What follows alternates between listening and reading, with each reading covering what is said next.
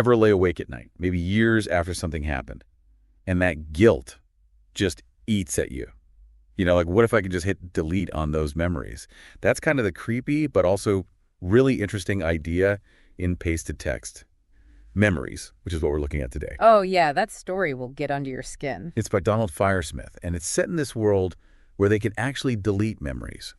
But before you think, oh, that'll solve everything, Firesmith, he doesn't let us off that easy. It starts as a way to help people with PTSD, like trauma, but it gets complicated fast. Right. Like, imagine a world with no more pain from bad memories, but then could criminals just erase their crimes too? It makes you think about what justice even means. Exactly. And that's where Sam Harding comes in. He's the main character, and let's just say he's done some things he's not proud of. We're talking like really serious stuff that landed him in prison for a long time. So when we meet Sam in the story, he's out. He's done his time, years of it. And he's been going to therapy, trying to rebuild his life, the whole 9 yards. But there's this one thing he can't outrun no matter what he does. That guilt, huh? Yeah, like his past is this weight just crushing him. Yeah. So he works and saves every penny he can to afford this one thing he thinks will finally set him free: memory deletion. He figures if he can just forget his crimes, then he can actually start over for real this time. Yeah, It's like he's trying to buy his way out of guilt. Which Firesmith is smart, right? Yeah. He uses that to make us ask, can you really just outrun your past? Yeah. I mean, is forgetting the same as actually making things right? It's a good question. Like, is there something more we need to deal with to really find peace? I think that's what makes this story so powerful. It's not about erasing memories. Not really. It's more about who we are, even the messed up parts. And there's even this subtle thing Firesmith does where he shows how Sam has to save up for years to afford this procedure. It's like even in this world, peace of mind is just another thing only rich people can buy. Yeah, exactly. It makes you think about what we're willing to pay for a clear conscience. Okay, so we've got Sam writes, Yeah. haunted by what he did, desperate for a clean slate. Yeah. He walks into this memory deletion clinic, and it's spotless, almost too quiet, unsettlingly calm. Setting the mood, right. Totally. There's soothing music playing, nature documentaries on the screens. They've got calming people down to a science. But as Sam's sitting there, about to have his whole past rewritten, this wave of, empathy washes over him. Empathy? For who? His victims. He starts thinking about them, wondering if they had to walk this same path, sit in this same sterile room, trying to erase the very pain he caused. It's weird, right? Like, that's the last thing you'd expect from a guy like Sam. Yeah, you'd think he'd just want to forget it all. Exactly. But Firesmith, he does this thing where he makes Sam, more human, even when he's about to do something kind of selfish. It's like he's wrestling with himself, like he knows his easy way out isn't really the answer. Right. And that's when we meet the doctor. At first, she seems like, like the perfect picture of caring and healing. The angel of forgetting, right? Yeah, exactly. She represents everything good about this technology, this chance to end suffering. Like she's wiped away countless nightmares, given people back their lives. And she even explains the whole thing to Sam, like how it actually works. Yeah. Talking about neural pathways and how the procedure basically disconnects those pathways, making the memories unreachable. It's like she's erasing his worries right along with those memories, making him feel safe. Yeah, like you could practically feel the tension building, right? Yeah. Sam's on the edge of this brand new start, about to leave everything behind.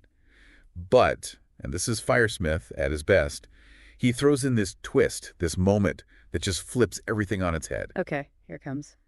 Right as they're starting the procedure, Sam just lying there, totally vulnerable, trusting this doctor with everything he's got. She tells him who she really is. She's not just some random doctor. Nope.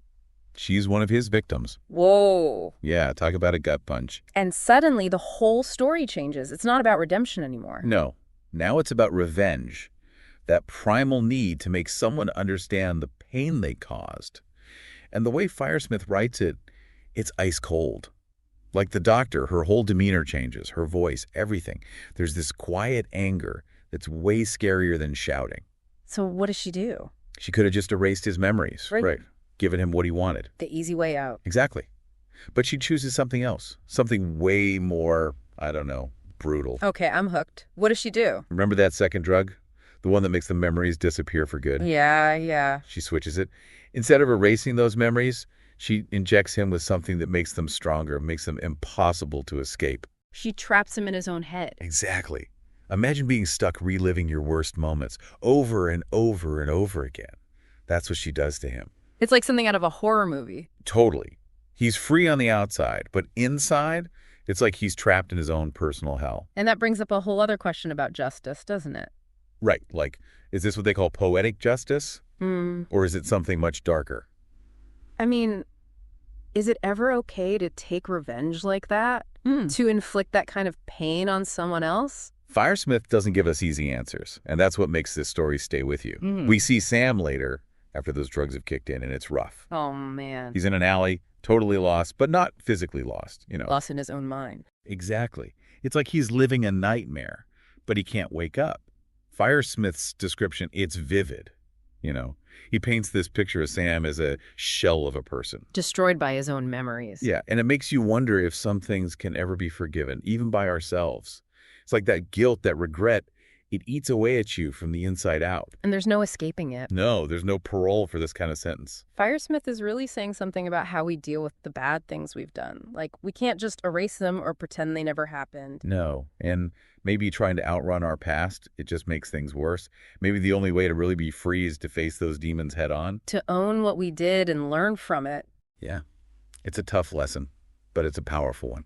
So if you're ever tempted to wish away a bad memory, remember Sam Harding. Remember that sometimes the things we want to forget are the things we most need to remember. It's like that old saying, those who cannot remember the past are condemned to repeat it. Exactly. And that's what makes Firesmith's pasted text memories more than just a story.